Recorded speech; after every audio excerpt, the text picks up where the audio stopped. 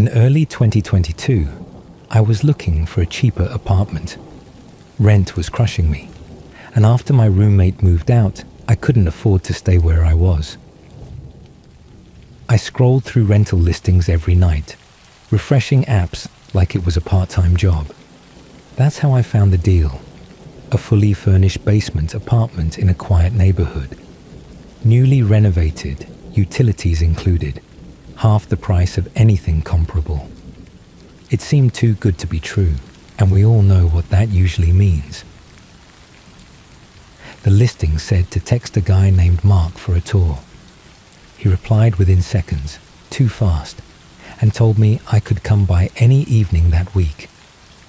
Something about his tone was overly eager, but I brushed it off. If I hadn't ignored that tiny voice in the back of my mind, I could have avoided the worst night of my life. When I pulled up to the address, the house looked normal. A little old, but nothing alarming. Lights were on. A car in the driveway. No creepy vibes. Mark met me at the backyard gate. Tall guy, mid-40s, plain face, clean clothes.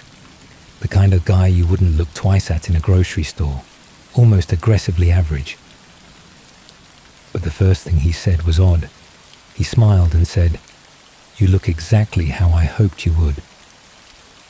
I laughed awkwardly, thinking he meant something about being responsible or clean-cut for renting. But now I realize he meant something else. He led me down the exterior stairs to the basement apartment. As soon as we stepped inside, I noticed two things. The temperature was colder than the outside air, and the door had a heavy deadbolt on the outside. I asked why. "Oh, it's left over from the previous tenant," he said casually. "She had issues." I didn't ask what issues meant. The place looked great. New floors, clean furniture, modern bathroom. Everything about it looked staged, perfect, almost too perfect. He showed me around chatting about rent and noise levels and nearby bus routes. Totally normal small talk. Then he closed the front door behind us.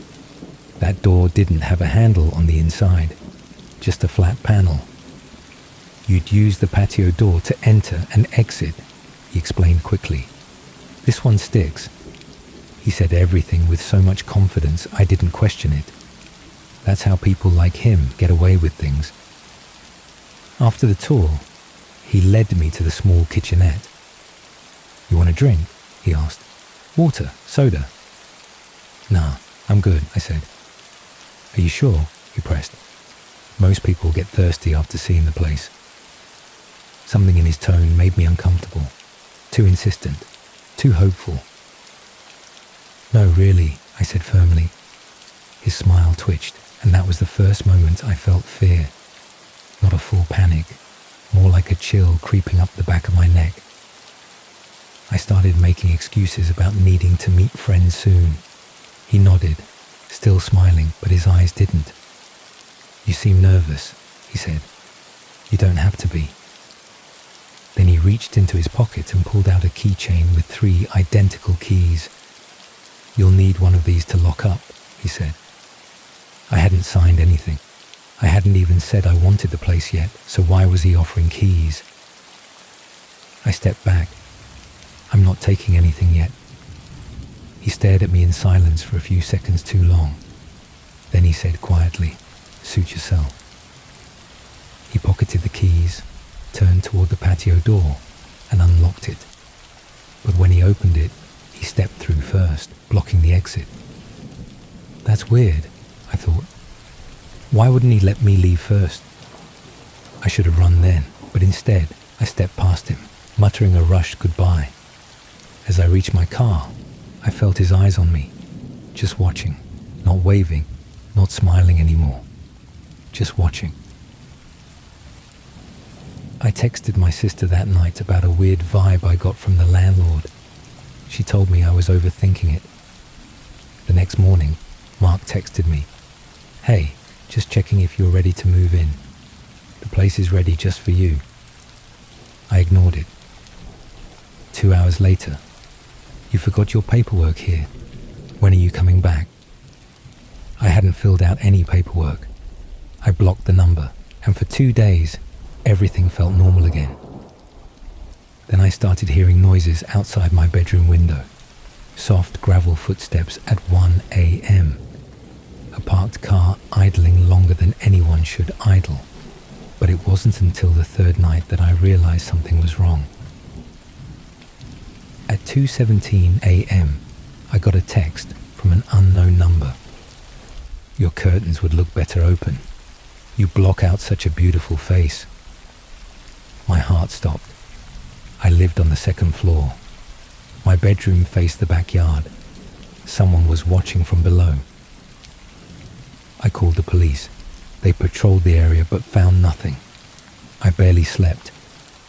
3 nights later, I woke up to the unmistakable sound of glass breaking. Not a crash, a single deliberate crack, like someone testing a window. I grabbed a flashlight and crept to the hallway.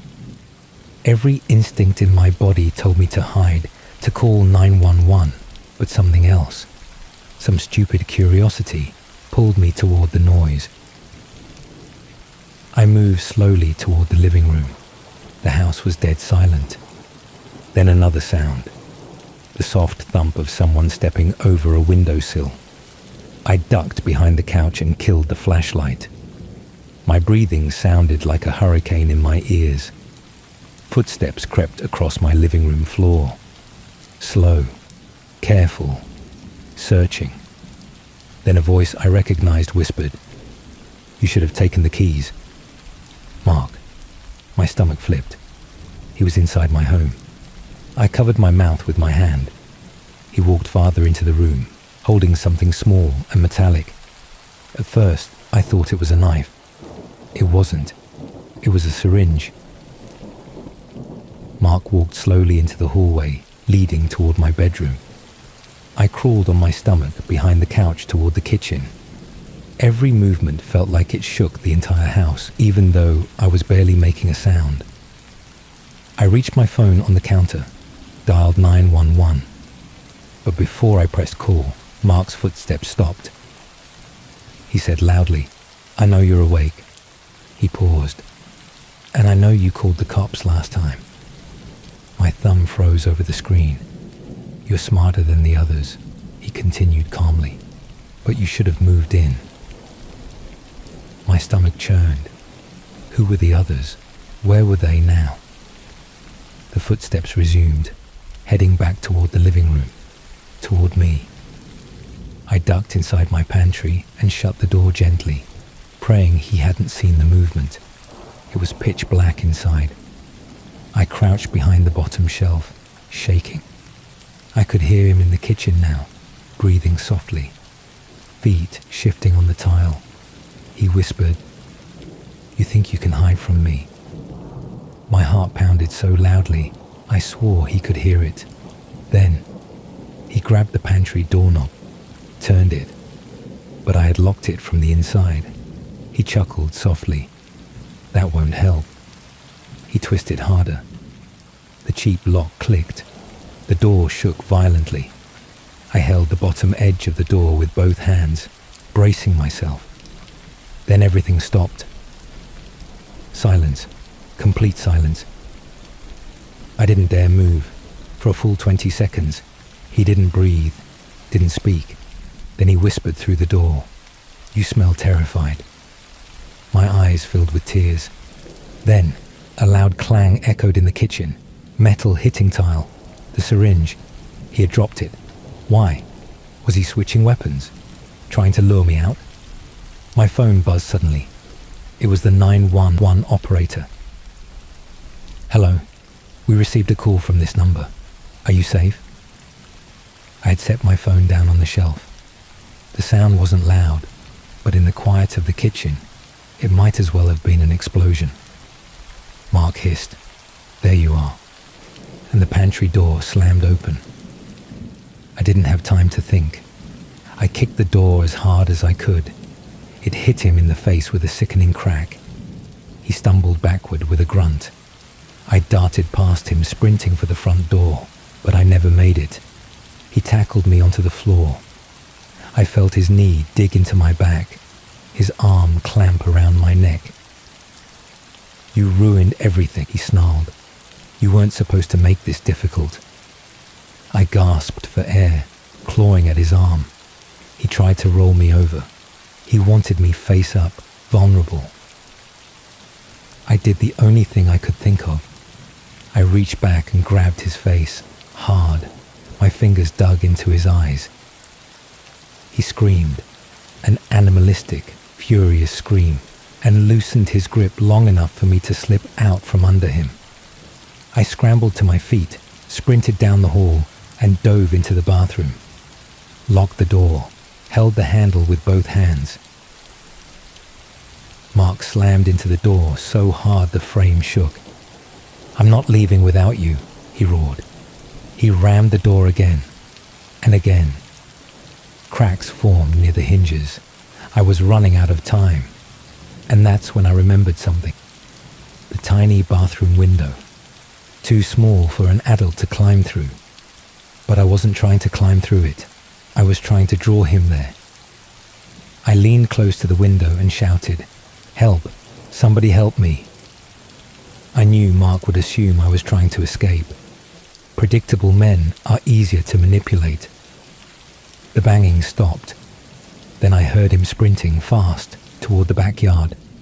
I unlocked the bathroom door, ran to the kitchen, grabbed the first thing I saw, a cast iron skillet. I waited by the back door, hiding behind it. Footsteps approached outside, fast, determined. The doorknob turned. The door creaked open. I stepped out from behind it and swung the skillet into his shoulder with everything I had. The sound was sickening, like metal hitting wet sand. He screamed and dropped to one knee. I didn't hesitate. I hit him again and again. He collapsed fully, groaning. I ran past him, out the door, across the yard, and into the street barefoot. I didn't stop until I saw the flashing red and blue lights. Police officers tackled Mark minutes later. He was bleeding, dazed, and furious. But he was still alive, and so was I. Mark was charged with multiple counts of breaking and entering, kidnapping attempts, and possession of drugs used for sedation. But here's the part that still keeps me up at night. When police searched the basement apartment, they found locks installed on the outside of every door, a drain in the middle of the concrete floor that wasn't connected to plumbing, a soundproof storage room, and inside that room, a row of women's driver's licenses pinned to the wall. Not one of them had ever filed a missing person report.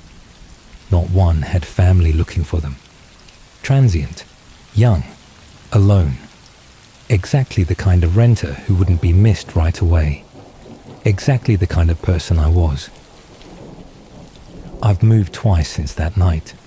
I sleep with motion lights and cameras now. I still double-check every lock before bed. Sometimes I think I hear footsteps outside my window again. Sometimes I dream about the pantry door slamming open. But the thing that scares me most is how close I came to never waking up again. How close I came to being just another ID pinned to a wall. And every time I look at new apartments, I remember the deadbolt on the outside of the basement door. Because the scariest monsters aren't the ones in the dark. They're the ones who greet you with a smile, shake your hand, show you around like they're doing you a favor. And they're always looking for someone who won't ask too many questions. Someone like me, someone like you. So if you're listening, be careful who shows you their home. Some people aren't offering a place to live. They're offering a place to vanish.